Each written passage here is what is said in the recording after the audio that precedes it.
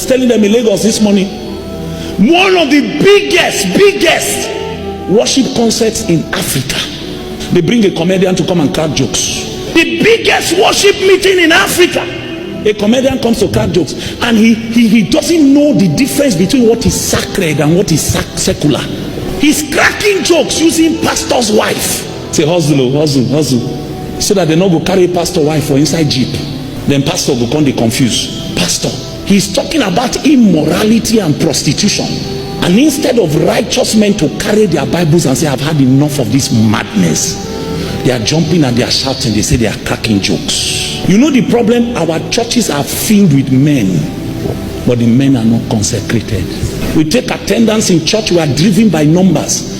We don't know that God doesn't look at numbers, he looks at quality.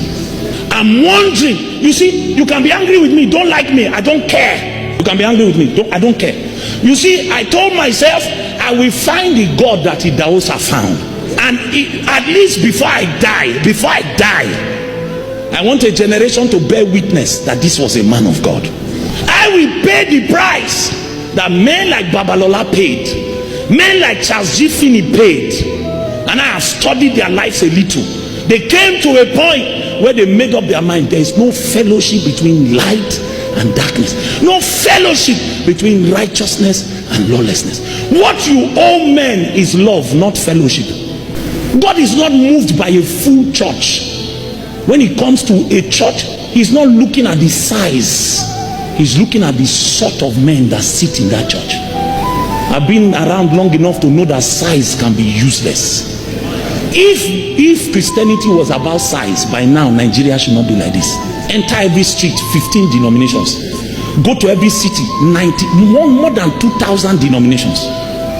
Everywhere. Yet take one person from amongst us, make him local government chairman, he will steal more than the unbeliever. Take one from amongst us, make him a high-ranking politician, he will steal. You were alive here when the National Assembly, they are taking cars of over 130 million. In this National Assembly, they are general overseers, they are deacons. Not one of them stood up and said, in this Nigeria that is poor like this is wrong. Not one. They don't want us to talk because some of the people who sit in our churches, they are waiting for their turn. Say, let me not go and criticize this thing so that when it reach my turn, I will still collect my share. He wants to be. We are raising underground thieves, raising glorified prostitutes.